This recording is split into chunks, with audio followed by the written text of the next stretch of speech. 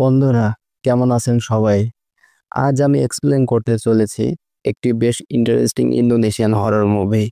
এই গল্পটা শুধু ভৌতিক নয়, বরং একটি পরিবারের অন্ধকার গোপন সত্য, প্রতিশোধ আর ভালোবাসার বিকৃত রূপ নিয়েই তৈরি।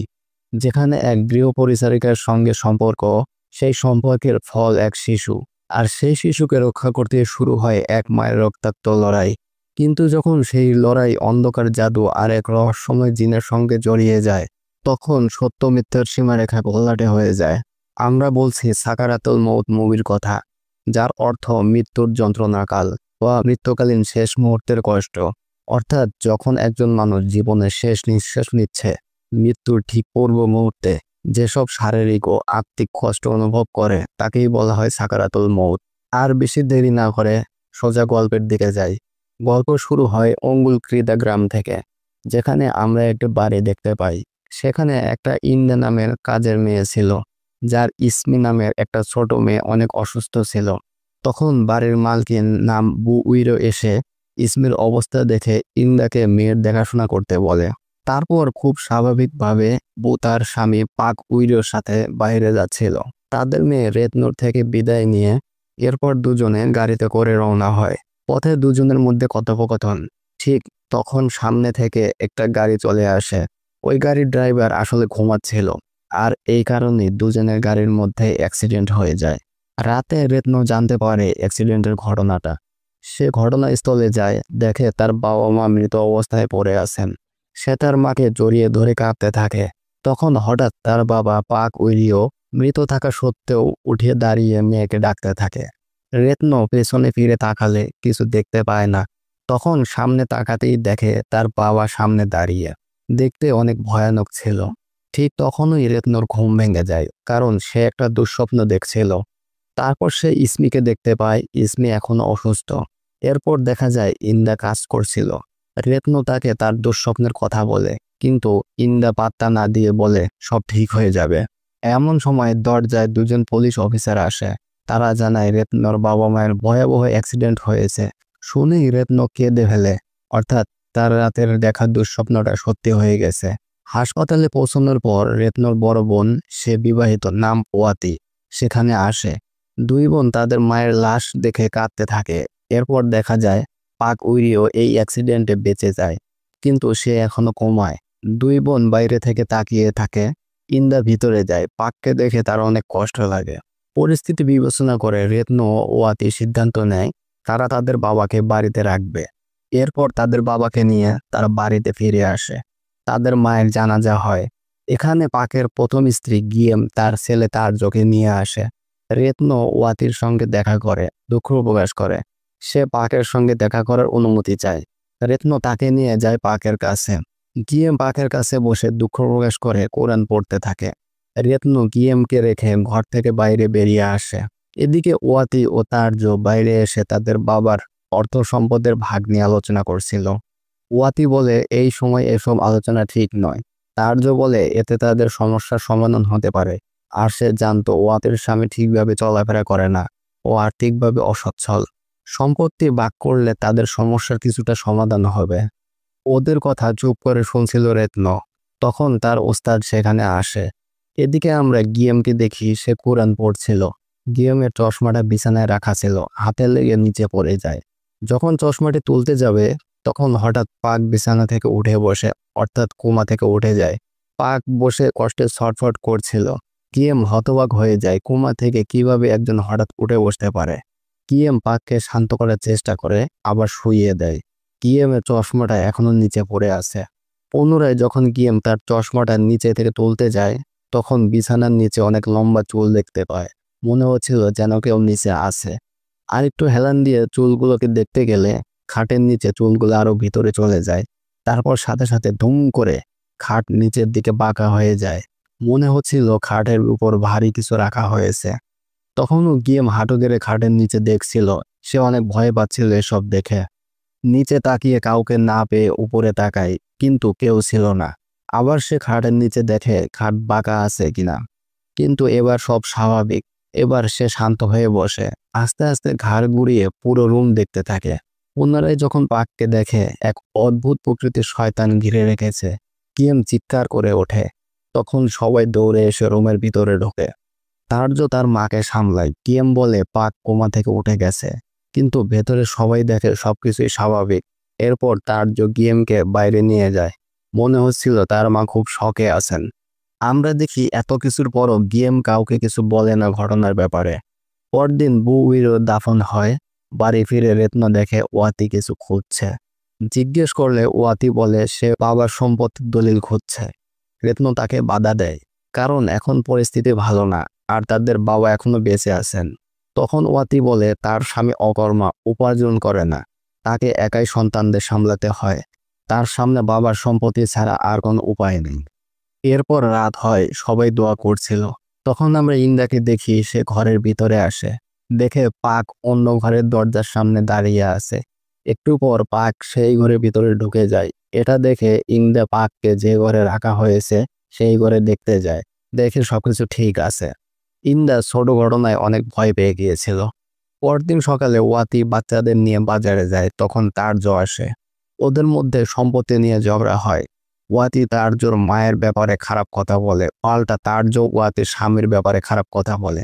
এতে ওয়াতি রেগে যায়, তার্যকে সজোরে এক চড় মারে। রেতনা এসে ওদের থামায়, কিন্তু তার্য খুব রেগেছিল। যাওয়ার সময় বলে তার প্রাপ্য তোমাকে বুঝিয়ে দেওয়া হবে। রাতে আবার কোরআন পড়া দোয়া করা শুরু হয়। এসবের মাঝে গিয়েম পাকের ঘরে যায়, একটা তাবিজ তার মাথায় রাখতে যায়।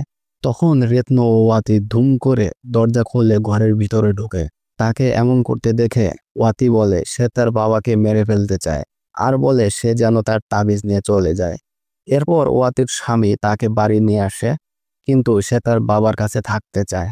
ফলে ওয়াতির স্বামী বাচ্চাদের নিয়ে চলে যাওয়ার সময় একটু ঝগড়া হয়, আর এতে ওয়াতি কষ্ট পায়। রেতনু তাকে শান্ত করতে আসে, কিন্তু ওয়াতি বলে সব ঠিক আছে। পরের দৃশ্যতে রাতে তাদের বাড়ি দেখানো হয়। বাড়িটা একদম নিস্তব্ধ, নিশ্চুপ, যেন কারো আনাগোনা নেই। তারপর ওয়াতি তার বাবার পাশে বসে বিশ্রাম নিচ্ছিল। হঠাৎ তার বাবা আবার উঠে বসে ছটফট করতে থাকে। ওয়াতি তাকে শান্ত করে ঘুম পাড়িয়ে দেয়। এরপর ওয়াতি বাইরে যাওয়ার জন্য দরজা খোলে। তখন দেখে তার বাবা এসে তার গলা চেপে ধরে। পাককে তখন দেখা যায় ঘাড়ের চারপাশে রক্ত লেগেছিল, মুখ দিয়ে সব অদ্ভুত আওয়াজ করছিল, চোখ ছিল সম্পূর্ণ সাদা। ওয়াতি কোনোভাবে ছাড়া পায়। আবার যখন সামনে তাকায় তখন দেখে ওখানে কেউ নেই। ওয়াতি অনেক ভয় পেয়ে সেই রাতেই বাড়ি ফিরে যেতে চায়। সে ইন্দাকে জানিয়ে বেরিয়ে পড়ে। ওয়াতি যখন ভয়ে ভয়ে রাস্তা দিয়ে হাঁটছিল, হঠাৎ করে পাশে কিছু জামা কাপড় নড়তে থাকে। এতে ওয়াতি আরো ভয় পেয়ে যায়। ওয়াতি আবার যখন সামনে হাঁটতে থাকে, পিছনের রাস্তার বাতিগুলো একটা একটা করে নিভে যেতে থাকে। এতে ওয়াতি আরো ভয় পেয়ে জোরে জোরে হাঁটতে থাকে। তখন বাড়ির গলি থেকে বের হয়ে রাস্তায় আসে। রাস্তার বাতিও একটা একটা করে নিভে যায়, কিন্তু পথে পিছন তার বাবার ডাক শোনে। পিছনে তাকায়, দেখে তার বাবার অবয়ব দেখা যাচ্ছে। ওয়াতি বাবা বলে ডাক দেয়। তখন যে বাতির নিচে ছায়াটা দাঁড়িয়ে ছিল ওই বাতিটা নিভে যায়। একটু পর যখন আর একটু কাছের বাতি জ্বলে ওঠে, তখন একটা ছায়া দেখতে পায়। বসেছিল, বড় বড় চুল ছিল। হঠাৎ করে ওয়াতির দিকে দৌড় দেয়। তখনই ওই বাতিটাও নিভে যায়। ওয়াতি ভয়ে জোরে জোরে শ্বাস নিতে নিতে দৌড়ানো শুরু করে, কিন্তু এবার তার সামনের বাতি পিছনের বাতি নিভতে শুরু করে। ওয়াতি ভয়ে একটা বাতির নিচে দাঁড়িয়ে পড়ে। তখনই উপর থেকে বড় চুলওয়ালা সেই শয়তান ওয়াতিকে মাথা থেকে পা পর্যন্ত জড়িয়ে ধরে। এরকম টান টান উত্তেজনার সময় দৃশ্য কাট হয়। সকালে আমরা রেতনকে দেখি, যাদের পারিবারিক ছবি নিয়ে বসে আছে। তখন তার ছোটবেলার ফ্ল্যাশব্যাক, যেখানে তার বাবার সম্পর্ক আরেকজনের সঙ্গে ছিল। এই বিষয় নিয়ে দুজন ঝগড়া করছিল, অর্থাৎ তার বাবার চরিত্র ঠিক ছিল না। তখন ওয়াতি বড় বোন হিসেবে রেতনকে জড়িয়ে ধরে সান্ত্বনা দিচ্ছিল। দৃশ্য আবার বর্তমান সময়ে ফিরে আসে। আর কেউ ঘরের ভেতরে এসে রেতনকে ওয়াতির ব্যাপারে জানায়। রেতন দ্রুত দৌড়ে সেখানে যায় আর দেখে তার বোন ওয়াতিকে কেউ মেরে ফেলেছে। এটা দেখে সে আরো বেশি দুঃখী হয়ে পড়ে। মায়ের শোকে সে এখনো সামলে উঠতে পারেনি। এর মধ্যেই আরেকটি দুঃখের পাহাড় তার উপর ভেঙে পড়ে। কিছুক্ষণ পর ইন্দা এসে বলে এসব ভুলে যেতে, ভাগ্যে যা ছিল তাই হয়েছে। এখান থেকে দৃশ্য বদলায়। আমরা তার চোখে তার ঘরে দেখি। তার মায়ের শরীর খারাপ ছিল, তাই সে তার খেয়াল রাখছিল। তখনই সে তার বাবাকে দেখতে পায় ঘরের মধ্যে আলমারির দিকে ঘুরে দাঁড়িয়ে আছে। তার্য আস্তে আস্তে সামনে তার বাবার দিকে আগাতে থাকে। তখন হঠাৎ করে তার বাবা কাছে চলে আসে আর বলতে থাকে সে আসবে, সে আসবে। তারপর অদৃশ্য হয়ে যায়। তার্য দেয়ালের সাথে ভয়ে বাঁকা হয়ে কাঁপতে থাকে। এখানে এতক্ষণ অদ্ভুত অলৌকিক ব্যাপার ঘটছিল। যাই হোক, আমরা রত্নকে দেখি পবিত্র কোরআন পড়ছিল আর তার অনেক মন খারাপ হয়েছিল। একটু পর কান্না করতে শুরু করলো। তখনই তার ঘরে তদন্তকারী অফিসাররা আসে। তারা ওয়াতির মৃত্যুর ব্যাপারে প্রশ্ন করতে থাকে। তারা জানতে চায় ওয়াতির কারোর সাথে কোনো বিষয় নিয়ে ঝগড়া হয়েছিল কিনা। তখন রত্ন তাদের জানায় তাদের মধ্যে সম্পত্তি নিয়ে তার্যর সাথে ঝগড়া হয়েছিল। তখন পুলিশ পুরোপুরি তার্যর উপর সন্দেহ করতে শুরু করে, কারণ এটা সম্পত্তির বিষয় ছিল। কিছুক্ষণ পর পুলিশ তার্যর ঘরে সার্চ ওয়ারেন্ট নিয়ে আসে, কিন্তু তার্য বলে সে কিছুই করেনি। তার্যর ঘর সার্চ করতে গিয়ে খুনের অস্ত্র পাওয়া যায়। এটা দেখে তার্য পালিয়ে যায়। পুলিশ তার পেছনে ধাওয়া করে, কিন্তু তার্য একটি খালের পানিতে লুকিয়ে গিয়ে তাদের হাত থেকে বেঁচে যায়। রাতে রত্নর কাছে তার্যর মা গিয়াম আসে আর তাকে বলে তার ছেলে নির্দোষ, সে কিছুই করেনি। তারা তো এক রক্তের, সে কেন এমন করবে? তখন রত্ন বলে এসব এখন পুলিশকে দেখতে দেওয়া উচিত, তার এখানে কিছুই করার নেই। এরপর রত্ন তাকে সেদিনের তাবিজের ব্যাপারে জিজ্ঞেস করে। তখন সে জানায় পাক একবার তাকে বলেছিল একটি জিন তাকে হুমকি দিচ্ছে, আর সেই জিন তার বাবার ভেতরে আছে, অর্থাৎ পাককে বশ করে নিয়েছে। সেই তাবিজ সে এনেছিল যেন তার বাবা শান্তিতে মুক্তি পেতে পারে, অর্থাৎ শান্তিতে মারা যেতে পারে, কারণ সে এখন দুর্বিষহ জীবন কাটাচ্ছে আর সেই জিন তাকে ঠিকভাবে বাঁচতেও দিচ্ছে না, মরতেও দিচ্ছে না। অর্থাৎ এতদিন যা কিছু ঘটছিল সব করছিল এক জিন, আর সেদিন সেই জিন থেকে মুক্তি পাওয়ার জন্য গিয়াম তাবিজ নিয়ে গিয়েছিল, কিন্তু ওয়াতি তাকে ভুল বুঝেছিল। এই কথোপকথন এরপর আমরা বুঝতে পারি এতক্ষণ আমরা যে লম্বা চুলওয়ালা শয়তানকে দেখেছিলাম সে আসলে একটা জিন ছিল। এরপর আমরা তার্যকে দেখি কাঠের একটা গুদামের বাইরে দাঁড়িয়েছিল। ভিতরে গিয়ে তার্য এক পাশে মাথা নিচু করে বসে থাকে। এরপর সে খেয়াল করে তার পাশ দিয়ে কিছু একটা চলে গেছে। তার্য ভয়ে ভয়ে আস্তে আস্তে চারপাশে তাকিয়ে দেখে কেউ আছে কিনা, কিন্তু কাউকে দেখতে পায় না। তখনই তার্য ঘাড় ঘুরায়। তখন সে কাঠের স্তূপের ফাঁক দিয়ে দেখতে পায় একটা লোক মাথা ঢুকছিল। তার্য স্যার বলে ডাক দিতেই লোকটির মাথা ঠুকানোর গতি বেড়ে যায়। সে ভয়ে অন্যদিকে তাকায়, দেখে যে মাথা ঠোকাচ্ছিল সে তার সামনে উল্টো দিকে ঘুরে দাঁড়িয়ে আছে। এরপর সেই লোকটি উল্টো থাকা অবস্থাতেই তার্যর দিকে এগিয়ে আসে। তার্য ভয়ে দৌড়ে পালাতে থাকে। তারপর হঠাৎ পিছন থেকে তার্য বলে কেউ ডাক দেয়। তার্য সাথে সাথে দাঁড়িয়ে পড়ে। তার্য বুঝতে পারে তার বাবা ডাকছে। সে বাবা বাবা ডাকতে ডাকতে একটা চাপা জায়গার ভিতরে ঢুকে যায়। পিছনে সেই বড় চুলওয়ালা জিন দাঁড়িয়েছিল। তার্য ঘাড় ঘুরাতেই জিনকে দেখতে পায়। ভয় পেয়ে সে হামাগুড়ি দিয়ে পিছন দিকে সরতে থাকে। এরই মধ্যে তার্যর দুই পাশে থাকার টাইলসের স্তূপ থেকে টাইলস তার্যর উপরে পড়তে থাকে। তার্য সাথে সাথে উঠে দৌড়ে গিয়ে খড়ের ঘরে গিয়ে দেয়ালের সাথে হেলান দিয়ে বসে। দেখতে পায় তার পায়ে টাইলস পড়ে পা কেটে গেছে। ব্যথা আর ভয়ে চিৎকার করতে থাকে। এরপর একদম পাশে খড়ের গাদা থেকে একটি কালো হাত বের হয়ে তার্যর পা চেপে ধরে। তার্য ভয়ে ভয়ে সরে যেতে থাকে। শয়তান জিনও ঘরের ভিতর থেকে বের হয়ে আসে। দেখতে একদম বিশ্রী লাগছিল। আস্তে আস্তে তার্যর উপরে চলে আসে, আরো জোরে চিৎকার করতে থাকে। তখনই ইন্দা এসে তার্যর কাঁধে হাত রাখে। সাথে সাথে জিন উধাও হয়ে যায়। এর পরের দৃশ্যে দেখা যায় রত্ন তার বিছানায় শুয়েছিল। তখনই তার বাবার কণ্ঠস্বর সে শুনতে পায়। সে দ্রুত তার বাবার কাছে যায়। এখনো কষ্ট পাচ্ছিল আর রত্ন তাকে সামলাতে থাকে। তার বাবা বলে সে আর সহ্য করতে পারছে না, তার মুক্তি চাই। তখন রত্ন তাকে কোরআনের আয়াত পড়তে থাকে। তখন এই ইসমির কণ্ঠস্বর শুনতে পায়, মানে ইন্নার মেয়ে যে শুরুতে অসুস্থ ছিল। তার কণ্ঠ শুনে রত্ন দ্রুত ইসমির কাছে যায়। ইসমির দুঃস্বপ্ন দেখার কারণে ভয়ে ছিল। তার মা ইন্দা সেখানে ছিল না, আর রত্ন ইসমিকে সান্ত্বনা দিতে থাকে। রত্ন চলে যেতে চাইলে ইসমি তাকে ধরে রাখে। তখন সে ইসমির পাশে থেকে যায়, কিন্তু তখনই অবাক করার মতো দরজার কাছে আরেকটা ইসমি এসে পড়ে। যদি ইসমি দরজার কাছে ছিল তাহলে রত্নর পাশে কে ছিল? এটা আর কেউ নয়, বরং সেই জিনই ছিল যে ইসমির রূপ নিয়েছিল। মূলত জিনের কোরআনের আয়াত পড়ার কষ্ট হচ্ছিল, তাই সে সবাইকে বিভ্রান্ত করতে চাচ্ছিল। তখন সেই জিন রত্নের উপরে উঠে বসে কিছু একটা করতে নেয়, কিন্তু তখনই ইন্দা এসে পড়ে আর দরজার সামনে তার মেয়েকে সামলায়। এদিকে জিন রত্নকে ছেড়ে দেয় আর রত্ন ইসমির দিকে যায়। তখন ইসমির পিঠ দেখে তারা দুজনেই অবাক আর চিন্তিত হয়ে পড়ে, কারণ ইসমির পুরো পিঠ পচে গিয়ে ছোট ছোট অনেক জায়গা উঁচু হয়ে গিয়েছে। এরপর দৃশ্য বদলায়, যেখানে আমরা রত্নকে তার ওস্তাদের কাছে দেখি। রত্ন তাকে সবকিছু জানায়, সাথে এটাও বলে তার পরিবারে অনেক অদ্ভুত ঘটনা ঘটছে, এজন্য তার আল্লাহর ওপর বিশ্বাস উঠে যাচ্ছে। তখন ওস্তাদ তাকে বোঝায় আল্লাহ তাদের সাথেই আছেন, বান্দা আল্লাহকে ছাড়লেও আল্লাহ বান্দাকে ছাড়েন না। সবকিছু শোনার পর ওস্তাদ তাকে একটা উপায় জানায়, যেন সে জিনকে ডেকে জানতে পারে জিন কি চায়। এরপর জিনকে ডাকার জন্য রত্ন প্রস্তুতি নিতে থাকে। তার বাবা যে ঘরে শুয়েছিল ওই ঘরে একটা টেবিল টেনে কিছু ছোট ছোট বোতলে তরল জাতীয় কিছু ছিল, সেগুলো একটি বাটিতে অল্প অল্প কিছু ঢেলে রত্ন আঙ্গুল দিয়ে টেস্ট করে যে এইগুলো মিশানো ঠিক আছে। তারপর ঘরের জানালা খুলে দেয়, ঘড়ির দিকে তাকিয়ে দেখে রাত 12টা বাজে। তারপর রত্ন এক জায়গায় ভালো করে বসে তার ওস্তাদের দেয়া দোয়া পড়তে থাকে। একটু পর জানালা দিয়ে হালকা বাতাস ঢোকার পর রত্নর সামনে সেই তরলের বাটি ছিল সেটি কাঁপতে থাকে। কিছুক্ষণ পর কাঁপাকাঁপি বন্ধ হয়ে যায়। রত্ন তার বাবার দিকে তাকিয়ে দেখে তার বাবার পিছনে লম্বা চুলওয়ালা জিন দাঁড়িয়ে আছে, তার বাবাকে বশ করেছে। রত্ন জিজ্ঞাসা করে তুমি কে? জিন তার বাবার মাধ্যমে জবাব দেয় জিনের নাম উইরিও। রত্ন আবার বলে তুমি কি চাও? জিনটি উত্তর দেয় তোমাকে, বলেই উধাও হয়ে যায়। রত্ন তার বাবার দিকে ফিরে দেখে আগের মতোই স্বাভাবিকভাবে শুয়ে আছে। তখনই জিন রত্নর উপরে আক্রমণ করে। রত্ন ভয়ে কোনোরকম ভাবে ছাড়া পেয়ে বাইরে এসে কাঁপতে থাকে। পরদিন রত্ন আবার তার ওস্তাদের সাথে দেখা করে আর সবকিছু জানায়। তখন এক চমকপ্রদ তথ্য জানা যায়, সেটা হলো পাক তো অনেক আগেই মারা যেত যদি জিন না থাকতো।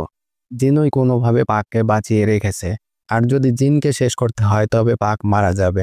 ওস্তাদ রত্নকে বলে তারা রাতে রিচুয়াল করবে যেন তার বাবার শান্তিময় মৃত্যু হয়। অন্যদিকে আমরা ইন্দাকে দেখি, তারজোর কাছে খাবার নিয়ে যায়, আর এখানে বোঝা যায় তারজো আর ইন্দার মধ্যে একটা ভালো সম্পর্ক ছিল। তারজো খেতে খেতে ভাবছিল সেই খুনের অস্ত্র তার কাছে কিভাবে এলো। তখন ইন্দা জানায় খুনের অস্ত্র সেই তার ঘরে রেখেছিল আর খুনটাও সেই করেছিল। সে কেন এটা করেছিল সেই কারণও জানায়। সে বলে তার মেয়েকে বাঁচানোর জন্য এটা করতে হয়েছিল। অর্থাৎ ইন্দার মেয়ের অসুস্থতার সাথে যেসব ঘটনা ঘটছিল তার কোনো না কোনো সংযোগ ছিল। এ কথা শুনে তার জোর রেগে যায় আর ইন্দার গলা চেপে ধরে, কিন্তু হঠাৎ তার জোর মুখ দিয়ে রক্ত পড়তে শুরু করে আর ছটফট করে মারা যায়। আসলে ইন্দা তার খাবারে বিষ মেশায়। আর প্রশ্ন হলো সে এসব করছিল কেন? ইনফ্যাক্ট সে রত্নকে ঠান্ডা মাথায় বলেছিল তার বোন মারা যাওয়ার পর যেন সে বেশি চিন্তা না করে, অথচ কেউ এরকমটা বলে না। মানে আশেপাশে কেউ মারা গেলে সবাই সান্ত্বনা দেয়, এমন ঠান্ডা কথা কেউ বলে না। অর্থাৎ ইন্দার মধ্যে কিছু না কিছু গোলমাল ছিল। তারপর দেখা যায় তারজোর লাশের চারপাশে মানুষজন ঘিরে রেখেছে, আর তারজোর মা ছেলের লাশ দেখে প্রচন্ড কান্না করছে। রাতে ইন্দা তার মেয়ের কাছেই ছিল। ইন্দার মেয়ের অর্থাৎ ইসমির সারা শরীরে ওই পচন ছড়িয়ে পড়েছিল। তখন রত্ন এসে ইন্দাকে জানায় তারা তার বাবার শান্তিময় মৃত্যুর জন্য রিচুয়াল করছে, ইন্দা যেন ঘরের বাইরে না বের হয়। এটা জানিয়ে রত্ন বাইরে চলে যায়।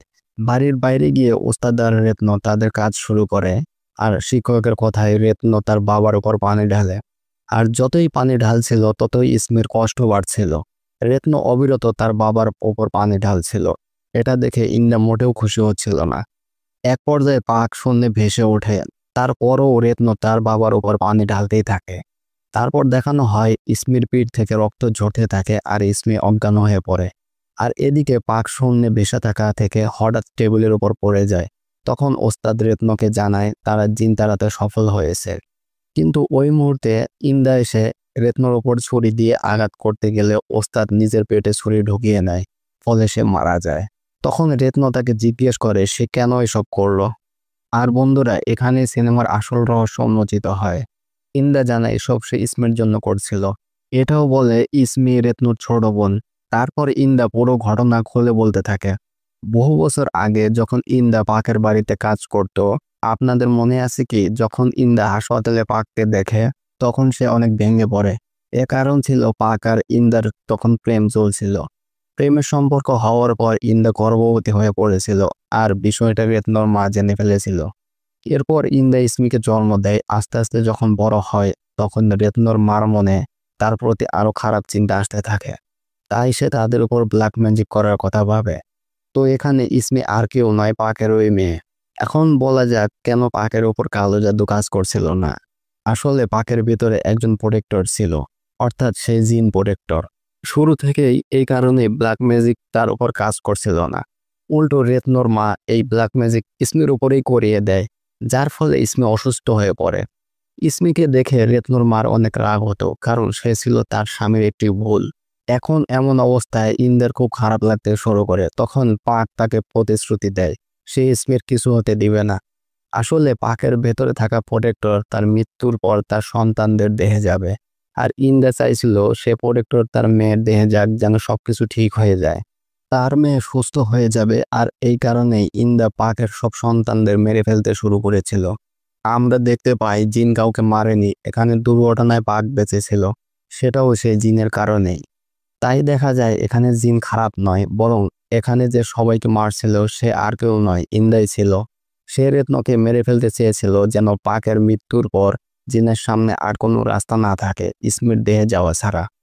আর এখানে ইসমির পিঠে ফোসকা দেখা যাচ্ছিল, সেটা অন্য কারোর কারণে নয়, রেতনোর মার করানো কালো জাদুর ফলেই ছিল। সবচেয়ে বড় কথা, এটি ছিল একমাত্র উপায় ইন্দার মেয়েকে বাঁচানোর। এইসব শুনে রেতনো তাকে থামাতে চেষ্টা করে, কিন্তু তাদের মধ্যে হাতাহাতি শুরু হয়। একসময় ইন্দা রেতনোকে ছুরি মেরে দেয়, রেতনো প্রায় মারা যাচ্ছিল। তখন জিন তার বাবার শরীর থেকে বেরিয়ে রেতনোর ওপর এসে জিজ্ঞাসা করে, তোমার শরীরে আমাকে নিবে কিনা, আমি তোমার প্রোটেক্টর হব। রেতনো তখন বলে ওঠে, আমি রাজি। সাথে সাথে জিন রেতনোকে বশ করে নেয়। এরপর রেতনো ইন্দার পিছু ধাওয়া করে, কারণ ইন্দা রেতনোকে মারার চেষ্টা করছিল। আর এই জিন ছিল সেই ব্লাড লাইনের প্রোটেক্টর। রেতনো ইন্দাকে তাড়া করে। ইন্দা নিজেকে বাঁচাতে একটা ঘরের দরজা আটকিয়ে চিৎকার করতে থাকে। আর এদিকে রেতনোকে পুরো বৃষ্টি দেখা যাচ্ছিল, চোখগুলো ছিল পুরো সাদা। ইন্দা লুকিয়ে থাকা দরজার সামনে গিয়ে মাথা দিয়ে দরজায় আঘাত করতে থাকে। একসময় দরজা ভেঙে ফেলে আর ইন্দাকে ধরে ফেলে। ইন্দার বুকে ছুরি মারতে যাচ্ছিল, তখন ইসমি তার মাকে ডাকে। ইসমির ডাকে সাড়া দিয়ে জিন তার কাছে যায়। এখানে দেখা যায় ইসমির পেছনে বসে গলায় ছুরি ধরে আছে রেতনো, আর রেতনোর পিছনে জিন বসে আছে।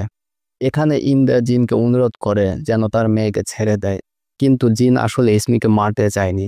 সে ইসমির হাতের উপরে একটু কেটে হাতের ভিতর থেকে একটি লোহা ও কিছু চুল বের করে জিন খেয়ে ফেলে, অর্থাৎ ইসমির উপর থেকে সমস্ত কালো জাদু সরিয়ে নেয়। ফলে ইসমি আগের মতো হয়ে যায়।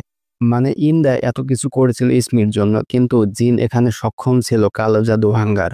তাই পরোক্ষভাবে সে জিনকে আগেই অনুরোধ করতে পারত, কিন্তু সে তা করেনি। সে অনেক পাপ করেছিল, অথবা হয়তো পাক তাকে আগেই প্রতিশ্রুতি দিয়েছিল সে তার মেয়েকে মানে ইসমিকে কিছু হতে দেবে না। তাই সম্ভবত জিনও আগেই এই কথা জানতো, ফলে সে ইসমিকে ছেড়ে দেয়, তার উপরে কালো জাদু ভেঙে দেয়। এখন দেখুন শুরুতে কি হয়। পাকের সম্পর্ক হয় ইন্দার সঙ্গে, তারপর সে গর্ভবতী হয়। এই বিষয়টা রেতনোর মায়ের পছন্দ হয় না। তাই যখন ইন্দার মেয়ে বড় হয়, তখন পাকের বউ তার উপরে কালো জাদু করিয়ে দেয়, কারণ সে বুঝে যায় ইন্দাই এখানে তাদের উপর কালো জাদু করাচ্ছে। এখন বোঝাই যাচ্ছে তাদের প্রোটেক্টর ছিল জিন, যার উপর কালো জাদু কোনো কাজ করতো না, যার ফলে উল্টা ইসমি অসুস্থ হয়ে পড়ে। এখন ইসমিকে বাঁচানোর একমাত্র উপায় ছিল যদি পাকের প্রোটেক্টর জিন কোনোভাবে তার ব্লাড লাইনে কোনো সন্তানের দেহ চলে যায়, তাহলে সে বাঁচতে পারত। এটাই চাচ্ছিল ইন্দা, যার কারণে সে একে একে পুরো পরিবারের সন্তানদের মেরে ফেলছিল। মানে তার চোখে সে মেরেছিল, ওয়াতিকেও সেই মেরেছিল। পাককে মারার চেষ্টাও ইন্দাই করেছিল, যেন তার জিন তার মেয়ের দেহে চলে যায়। শেষে সে রেতনোকে মেরে ফেলতো, কিন্তু জিন তখন তাকে বাঁচিয়ে দেয়। আমার মনে হয় এই জিন রেতনো বা ইসমি যে কারোর মধ্যেই প্রবেশ করতে পারে। সে এই দুজনের যে কাউকে প্রোটেক্ট করতে পারে। বোঝাই যাচ্ছে প্রাইমারি প্রোটেক্টর পাক তো আগেই শেষ হয়ে গেছে, তারপর ব্লাড লাইনে কেবল এই দুজনই বাকি ছিল। এখন সে তাদেরই রক্ষা করবে। এখন ইন্দার ব্যাপারে বলা যায় তাকে তো এখন চিরজীবনের জন্য জেলে রাখা হবে। তো বন্ধুরা, আশা করি আপনাদের এই সিনেমাটা ভালো লেগেছে। আমারও খুব ভালো লেগেছে। এর কনসেপ্টটা সাধারণ সিনেমা থেকে একদম আলাদা, অনেক ইউনিক ছিল। ভিডিওটি ভালো লেগে থাকলে একটা লাইক দিয়ে চ্যানেলটি সাবস্ক্রাইব করে নিন। আর যদি কোনো প্রশ্ন থাকে তাহলে নিচের কমেন্ট সেকশনে জানাতে পারেন। আপনাদের সাথে আবার দেখা হবে পরবর্তী ভিডিওতে। ততক্ষণ পর্যন্ত ভালো থাকবেন, সুস্থ থাকবেন। ধন্যবাদ।